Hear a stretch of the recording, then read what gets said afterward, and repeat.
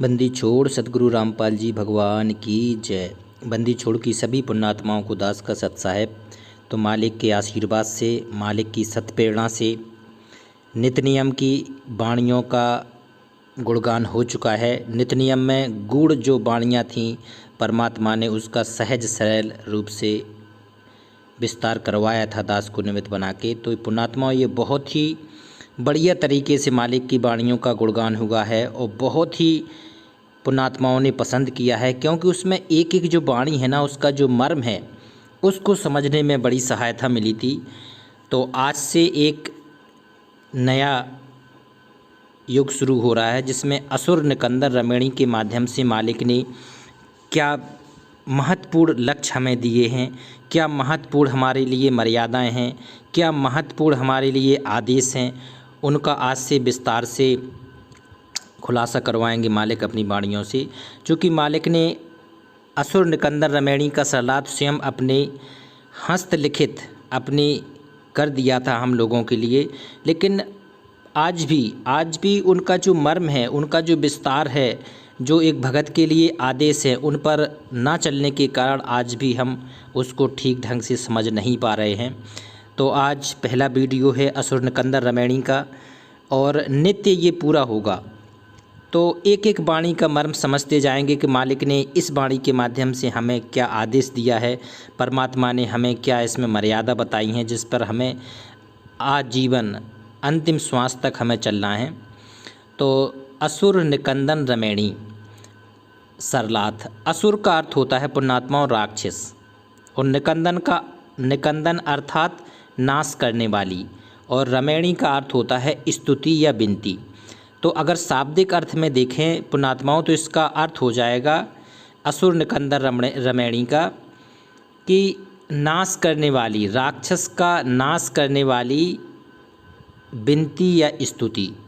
राक्षस का नाश करने वाली ये विनती या स्तुति है। चूँकि ये पूर्ण परमात्मा के हस्त कलम से लिखी हुई है, परमात्मा ने स्वयं इसको बोला है, शब्द स्वरूपी वाणियाँ हैं ये। तो इसका बहुत ही गूढ़ रहस्य है। गूढ़ क्या है? असुर निकंदन रमणी में विश्व की सर्व शक्तियों, देवताओं तथा पूर्ण परमात्मा की स्तुति की गई है। इसमें क्या क्या की गई है? सर्व शक्तियाँ, विश्व की जितनी भी शक्तियाँ हैं, जितनी भी शक्तियाँ सभी धर्मों में विराजमान हैं, सभी देवता, जो भी देवता हैं 21 ब्रह्मांड में, और अक्षर पुरुष तक की भी इसमें गुणगान किया गया है। मतलब 5 तत्व से लेके भूत से लेके, मतलब 5 तत्व के से लेके पूरा अक्षर पुरुष तक के जितने भी देवी देवता हैं, जितनी भी पूर्ण शक्तियां हैं, सबका इसमें स्तुति की गई है तथा पूर्ण परमात्मा की स्तुति की गई है इसमें, जिसको पढ़ने से वैश्विक शक्तियां प्रसन्न होकर अपने स्तर का लाभ साधक को देने लगती हैं। तो पुण्यात्माओं, आज से एक बहुत बड़ी मर्यादा बंदी छोड़ने रखी है कि जिसको पढ़ने से वैश्विक शक्तियां प्रसन्न होकर अपने स्तर का लाभ साधक को देने लगती हैं। तो इसको पुण्यात्माओं आज से पढ़ने का आदेश हो रहा है। कोशिश करो। अभी तक क्या करते हैं कि परमात्मा की वाणी चला देते हैं हम लोग, अन्य काम में भी व्यस्त रहते हैं, कई वाणियाँ हम लोग नहीं उच्चारण कर पाते हैं। तो वो जो विधिवत लाभ है, जो परमात्मा पूरा लाभ देना चाहते हैं, वो साधक को नहीं मिल पाता है। तो कोशिश करो, आज से हम भी कोशिश करेंगे। हमने इसके पहले भी कई बार पढ़कर असुर निकंदर रमणी की है। बहुत ही जो अंदर आत्मा में खुशी है वो बहुत ही ज़्यादा होती है। अगर हम बैठ के अपनी वाणी में अगर पढ़ के हम असुर निकंदर रमणी करते हैं, नित नियम करते हैं, संध्या आरती हैं, तो जो दिल में सुकून मिलता है, जो आनंद मिलता है, उसकी अनुभूति शब्द के रूप में व्यक्त नहीं की जा सकती है। तो जो पढ़ने का विधान है, परमात्मा का जो विधान है, वो पढ़ने का ही है। पढ़ के ही इसको पूरा करना है। तो आज से कोशिश करो पुण्यात्माओं, जितना आधीन होंगे परमात्मा हम लोगों के उतना पास में आएगा, निकट आएगा। तो कोशिश करो बैठ के करने की, और जो ज़्यादा ही आधीन हो तो खड़ा होकर भी किया जा सकता है। जो खड़े होने में जो अंदर से आंतरिक अनुभूति होती है, जो आधीनी बनती है, जो पूर्ण परमात्मा के प्रति जो समर्पण बढ़ता है, उसका तो कुछ कहा ही नहीं जा सकता है। तो पुण्यात्माओं, कोशिश करने में कोई बुराई नहीं है। कोशिश समय के साथ में की जाती है, तो कोशिश करो कि पढ़ के करना है। आगे देखते हैं। इस रामायणी में सर्व सद्ग्रंथों का सार है। ये बंदी छोड़ की ही वाणी है। बंदी छोड़ ने ही अपनी हस्त लिखित या अपने स्वयं की लिख के दी है ही। तो इसमें एक एक लाइन है ना, तो वो हमारे लिए आदेश है। तो इस वाणी में सर्व सद्ग्रंथों का सार है। तो इस वाणी से क्लियर हो गया कि जितनी भी विश्व में सद्ग्रंथ हैं, इसमें सार है। तो सार है, तो अब हमें और दूसरे ग्रंथों की उतनी आवश्यकता नहीं है जितनी कि हमें अब इस ग्रंथ की आवश्यकता है। जैसे जंगल में जड़ी बूटियों के पौधे पेड़ उगे होते हैं, सद्ग्रंथ तो वन के समान हैं। जो सद्ग्रंथ हैं दुनिया भर के हैं, वेद, पुराण, उपनिषद, आरण्यक, गीता, बाइबल, कुरान, पुराण। तो ये सद्ग्रंथों की कमी नहीं है, हजारों और लाखों की संख्या में ग्रंथ हैं। तो सद्ग्रंथ तो वन के समान है। इसमें आध्यात्मिक रोगों की जड़ी बूटियाँ हैं। वैद्य जो डॉक्टर होता है, डॉक्टर को ज्ञान होता है, परंतु वह जड़ी बूटियाँ इकट्ठी कूट कूट कर, उबाल कर, औषधि बनाकर बोतल में भर कर रख देता है। रोग के अनुसार 1 या 2 चम्मच पिला देता है, रोग समाप्त हो जाता है। तो इस रामायणी में आध्यात्मिक वैद्य, जो 21 ब्रह्मांड के सबसे बड़े आध्यात्मिक वैद्य हैं, वो हैं बंदी छोड़ पूर्ण परमात्मा सदगुरु रामपाल जी भगवान आज। लेकिन उस समय बंदी छोड़ किसके रूप में थे? संत गरीबदास जी। तो संत गरीबदास जी ने सद्ग्रंथों से सार निकाल कर रखा है। जो रामायणी बनाई है, तो ये जड़ी बूटी है, इसको पीस कर कूट कर जैसे वैद्य बनाते हैं, तो इसी प्रकार से ये बंदी छोड़ ने हमारे लिए असुर निकंदन रामायणी में एक जड़ी बूटी बना दी है। तो गरीबदास जी ने सद्ग्रंथों से सार निकाल कर रखा है। जैसे शिव पुराण पूरी पढ़ने से जो फल मिलता है, वह इस असुर निकंदन रामायणी में लिखी 19 वाणी श्रद्धा से पढ़ने से प्राप्त हो जाता है। बताओ, कहाँ शिव पुराण पढ़ने में पूरे महीनों लगते थे, पूरी मंडली चलती थी, मंडलियों के द्वारा सामूहिक रूप से जहाँ शिव पुराण पढ़ा जाता था, तो उसका अब आधे मिनट में भी वो फल मिलेगा, क्योंकि वो जो जड़ी बूटी है वो पूर्ण परमात्मा ने उसमें शब्द शक्ति डाल दी है। किसमें? असुर निकंदन रामायणी में लिखी हुई 19 वाणियों में। तो 19 वाणी को अगर आप श्रद्धा से पढ़ते हैं तो पूरा का पूरा आपको शिव पुराण के पढ़ने का लाभ मिलता है। और श्री शिव जी की महिमा उसमें लिखी गई है। तो कितना आधीन भाव से इसको हमें लेना पड़ेगा कि एक पूरे शिव पुराण का लाभ हमें मिल रहा है, तो क्यों ना इसको आधीन होके ससम्मान से खड़े होके उस पूर्ण परमात्मा के लिए हम इन वाणियों को समर्पित करें। तो पूर्ण परमात्मा बंदी छोड़ सतगुरु रामपाल जी भगवान हमें उतना ही लाभ देंगे, उससे अधिक भी प्रसन्न हो जाएगा परमात्मा, क्योंकि सतगुरु जो चाहे सो कर दे। देने को तो जब काल भगवान को 21 ब्रह्मांड दे सकता है, तो पुण्यात्माओं हमें तो इस 21 ब्रह्मांड के पार अपने निज घर में ले जाने के लिए मालिक आए हैं, तो क्या नहीं दे सकते हैं। तो शिव जी की महिमा इसमें लिखी है। इसी प्रकार विष्णु पुराण को पूरा पढ़ने से जो लाभ मिलता है, वह श्री विष्णु जी की लिखी 19 वाणियों से मिल जाता है। तो जो विष्णु भगवान की 19 वाणियाँ लिखी हैं, उनको बिल्कुल आधीन भाव से, बिल्कुल समर्पण भाव से पढ़ने से विष्णु भगवान देने के लिए तत्पर रहते हैं, क्योंकि ये भी शब्द शक्ति से चलते हैं। तो परमात्मा की शब्द शक्ति के हुक्म से विष्णु भगवान भी उस साधक को पूरा लाभ देते हैं। किसको? जो नित्य वाणियों को अपने मुख कमल से पढ़ता है। इसी प्रकार श्री ब्रह्मा जी की महिमा की 14 वाणी हैं इसमें असुर निकंदन रामायणी में। तो ब्रह्मा जी की महिमा की 14 वाणी पढ़ने से श्री ब्रह्मा पुराण जितना फल साधक को मिलता है, इसी प्रकार अन्न जाने। तो पुण्यात्माओं, इससे स्पष्ट हो रहा है कि ये वाणी है ना, जो असुर निकंदन रामायणी की, एक एक वाणी ब्रह्मास्त्र से कम नहीं है, एक एक वाणी अग्निशास्त्र से कम नहीं है, क्योंकि एक वाणी का जो पढ़ने का मर्म है, जो पढ़ने का फल है, वो बहुत गुना है। तो क्यों ना आज से हम लोग अनुष्ठान करते हैं, क्योंकि कोशिश करते हैं, क्योंकि कोशिश करेंगे तभी हम लोगों को सफलता मिलेगी। तो मालिक की प्रेरणा से जब ये वाणी मालिक करा रहे हैं तो कुछ ना कुछ मर्म तो ज़रूर है कि पढ़ के मालिक कराने के लिए ही सिग्नल दे रहे हैं, संकेत दे रहे हैं। यह अमर वाणी परमात्मा से साक्षात्कार किए हुए संत गरीबदास जी के मुख कमल से बोली गई है, जिस कारण से उनकी वाणी मंत्र की तरह कार्य करती है। तो ये वाणी कैसी है? ये मंत्र की तरह कार्य करती है, क्योंकि पूर्ण परमात्मा की मुख कमल से निकली हुई वाणी है। तो ये अमर वाणी है, सिद्ध वाणी है, क्योंकि परमात्मा शब्द स्वरूपी है। तो परमात्मा से निकली हुई जो शब्द वाणी है वो भी पूर्ण सिद्ध है और शीघ्र लाभ देती है, वो साधक को शीघ्र लाभ देती है। तो शुरू करते हैं पुण्यात्माओं। एक बार जयकारा लगाएंगे मालिक का। बंदी छोड़ सतगुरु रामपाल जी भगवान की जय। हे मालिक सत्प्रेरणा करके जो आपका गुणगान हो रहा है इसको सफल बनाए मालिक। वाणी सत्य पुरुष समर्थ ओमकारा, अदली पुरुष कबीर हमारा, आदि युगादि दया के सागर, काल कर्म के मोचन आगर, दुख भंजन दरबेश दयाला, असुर निकंदन कर पे माला। ये 3 वाणियाँ हैं। अब इन वाणियों का जो मर्म है, इसमें जो छिपा है, जो गहराई छुपी है तत्व ज्ञान की, जो आध्यात्मिक ज्ञान की जो ऊंचाई है, वो पढ़ देते हैं मालिक, हम लोगों को उसका लाभ भी दे देते हैं।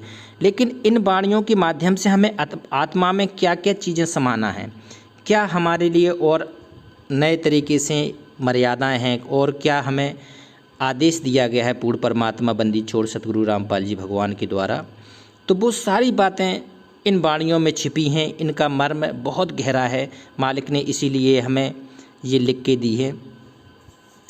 तो अब शुरू देखते हैं। इन 3 वाणियों में पूर्ण परमात्मा की स्तुति है। किसमें है? जब पूर्ण परमात्मा प्रकट होता है उसकी स्तुति है। तो बंदी छोड़ गरीबदास जी महाराज ने लिखवाई थी अपने कबीर साहब के लिए। तो आज ये हमारे बंदी छोड़ सतगुरु रामपाल जी भगवान की स्तुति के लिए हम लोगों को इसको प्रयोग करना है। तथा कहा है कि ओमकार का वास्तविक अर्थ है काल ब्रह्म, क्योंकि वह ओम नाम का पर्याय है। क्योंकि जैसे गीता में भी कहा गया अध्याय 8 के श्लोक 13 में, ओम इति एकाक्षरम ब्रह्म व्यवहारम मम अनुस्मरण या प्रयाति तजम दिहम सा याति परमाम गतिम। तो जो ओमकार है, ओम है, वो ब्रह्म का सूचक है। ओम मंत्र ब्रह्म का है। ओम तत्सत इति निर्देशा ब्रह्मणा त्रिविधा स्मृता, ब्रह्मणा 3 वेदा चैज्ञा च वेदा पुरा। तो ओम किसका है? ब्रह्म का। ओम तत् किसका है? परब्रह्म का। और सत किसका है? पूर्ण ब्रह्म का। तो ओम मंत्र ब्रह्म का है, और ब्रह्म ज्ञानी कहलाने वाले ऋषियों का दावा है कि ब्रह्म अर्थात ओमकार नाम वाला प्रभु हमारा पूज्य है। तो ओंकार नाम के जाप से ब्रह्म प्राप्ति होती है। ब्रह्म को वे निराकार मानते हैं। कैसा मानते हैं? वो निराकार। लेकिन जो समर्थ सृजनहार, और उसी को ब्रह्म को ही पूर्ण मोक्षदाता बताते हैं, समर्थ सृजनहार बताते हैं। संत गरीबदास जी ने कहा है कि सत्पुरुष समर्थ ओमकारा, जो सत्पुरुष है ना, पूर्ण परमात्मा, समर्थ ब्रह्म, ब्रह्म का अर्थ परमात्मा होता है, परंतु काल अधूरा परमात्मा यानी ब्रह्म है, इसे भी ब्रह्म कहने लगे। तो ब्रह्म जो शुद्ध उच्चारण है, जैसे गुरु, बाद में गुरुजी, सदगुरु, संत, पूर्ण संत, तो ये सब धीरे धीरे करके बढ़ाने लगे, क्योंकि नकली भी गुरुजी बहुत होने लगे, तो फिर सतगुरु प्रयोग किया गया। तो जैसे क्या है, सत्य पुरुष समर्थ ओमकारा, जो पूर्ण परमात्मा ही सच्चा ओंकार है, और अदली पुरुष कबीर हमारा। तो पूर्ण परमात्मा को ब्रह्म कहते हैं। इस भाव से कहा है कि समर्थ ओंकारा अर्थात ब्रह्म तो कबीर परमेश्वर है, वह अदली न्यायकारी पुरुष परमात्मा हमारे कबीर ही है। कैसे? जो वास्तविक ब्रह्म है, जब पूर्ण परमात्मा ने जब सृष्टि रची तो वो समर्थ ओमकारा था। सत पुरुष समर्थ ओमकारा, अदली पुरुष कबीर हमारा। अदली मतलब होता है न्यायकारी, और पुरुष वो पूर्ण परमात्मा, वो कबीर हमारा है। तो जो सच्चा न्यायकारी है, सच्चा परमात्मा है, वो हमारा आज बंदी छोड़ सतगुरु रामपाल जी भगवान हैं। स्वयं कबीर ही वर्तमान में प्रकट हैं। तो अदली न्यायकारी पुरुष परमात्मा हमारे कबीर जी ही हैं। आगे देखते हैं, आदि युगादि दया के सागर। तो इसका है आदि युगादि अर्थात सृष्टि की रचना के आदि से, युग युग से ये दया के समृद्ध हैं और काल तथा पाप कर्म का मोचन नाश करने वाले हैं। तो ये पाप कर्म का मोचन नाश करने वाले हैं।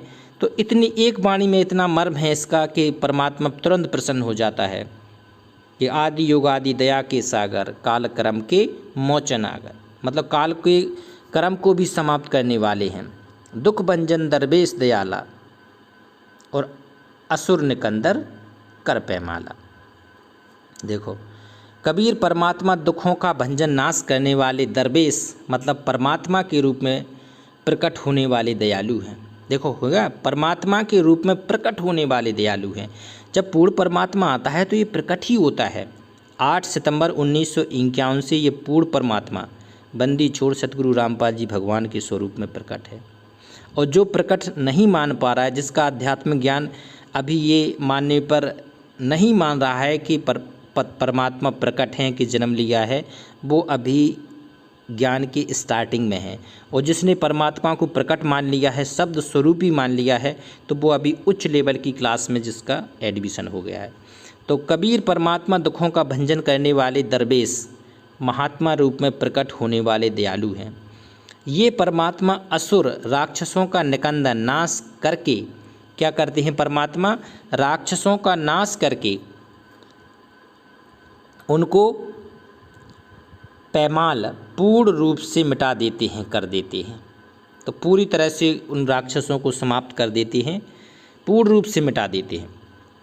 एक वाणी और लेते हैं, आब खाक पावक और पौना और गगन सुन्न दरियाई दोना। देखो यहाँ पर 4 शब्द आए हैं। आब, आब का अर्थ होता है पानी, और खाक का अर्थ होता है पृथ्वी, पावक होती है अग्नि, और पवना होती है वायु। तो आब खाक पावक और पवना और गगन सुन्न दरियाई दोना। गगन आकाश, दरियाई दोना का अर्थ क्या होता है? दरियाई दोना, सतलोक को तो दरिया जानो और काल लोक दोना अर्थात कुंड जानो। तो गगन सुन्न दरियाई दोना, दरियाई सतलोक, सतलोक को यहाँ पर किससे तुलना की गई है, उपमा दी गई है? दरिया से।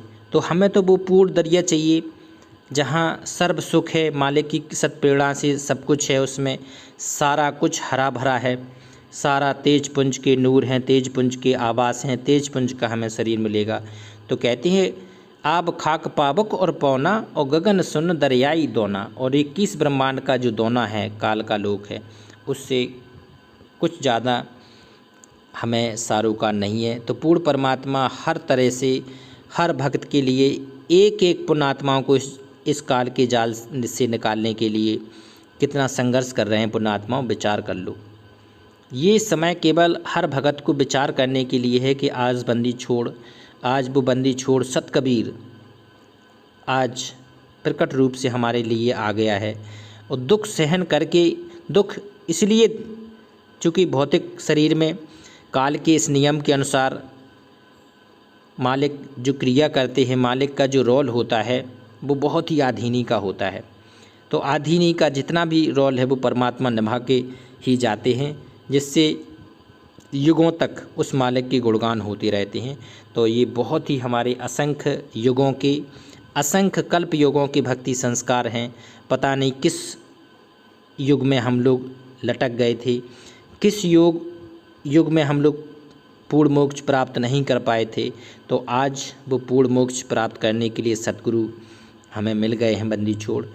तो सभी बिल्कुल समर्पण भाव से अपनी भक्ति विधि करें, नित्य आराधना करें, साधना करें, और जो जो मालिक की मर्यादाएं हैं उसका अंतिम श्वास तक निर्वहन बहुत ही ज़रूरी है। तो पुण्यात्माओं एक बार बंदी छोड़ का जयकारा लगाएंगे। नेक्स्ट वीडियो में आएगा। बंदी छोड़ सतगुरु रामपाल जी भगवान की जय। सत साहेब।